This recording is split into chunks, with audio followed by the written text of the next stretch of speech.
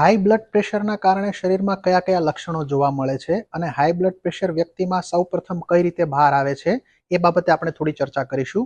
નમસ્કાર દોસ્તો, હું છું ડોક્ટર વિશાલ વાનાણી, હાર્ટ સ્પેશિયાલિસ્ટ, સુરતથી. બ્લડ પ્રેશર વધારે હોય એવા દર્દીઓ સાથે દરરોજ થતો અમારો સંવાદ.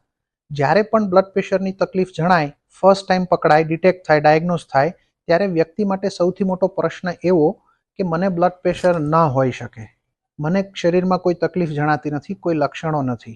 પરંતુ ખૂબ જરૂરી છે એ સમજવું કે બ્લડ પ્રેશરની તકલીફ કે બ્લડ પ્રેશરની બીમારી એ સૌ પ્રથમ બ્લડ પ્રેશર વધી બ્લડ પ્રેશરના માપ કાઢવાથી પકડમાં આવે છે. એના લક્ષણો સૌ પ્રથમ બહાર નથી આવતા.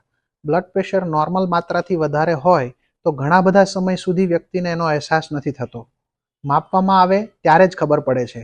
પરંતુ જ્યારે એના લક્ષણો ચાલુ થાય, જેમ કે માથામાં દુખાવો થવો, ચક્કર આવવા, થાક વધારે લાગવો, કામમાં મન નહીં લાગવું, જોવામાં તકલીફ થવી, જોવામાં બ્લરિંગ થવું, માથું ભારે લાગવું, ચાલવામાં બેલેન્સ બગડવું, ચીડિયો સ્વભાવ થવો, આ દરેક લક્ષણો ઘણા મોડા આવે છે. અને જ્યાં સુધીમાં લક્ષણો આવવાના ચાલુ થાય ત્યાં સુધીમાં બ્લડ પ્રેશરની બીમારીએ શરીરમાં ઘણું બધું નુકસાન ઓલરેડી કરી નાખ્યું હોય છે.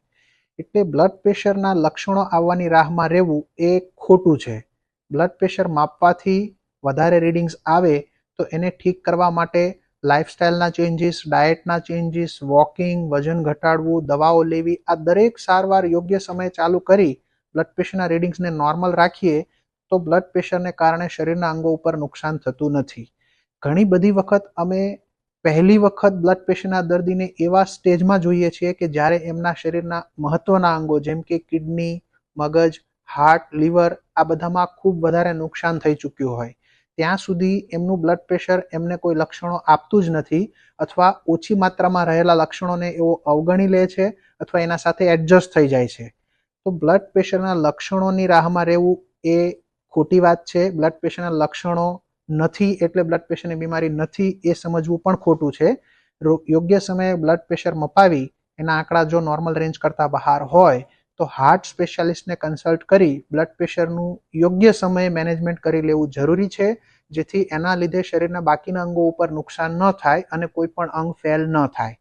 બ્લડ પ્રેશર બાબતે આપના કોઈ પણ અન્ય પ્રશ્નો માટે આપ અમને વોટ્સઅપ કરી શકો છો.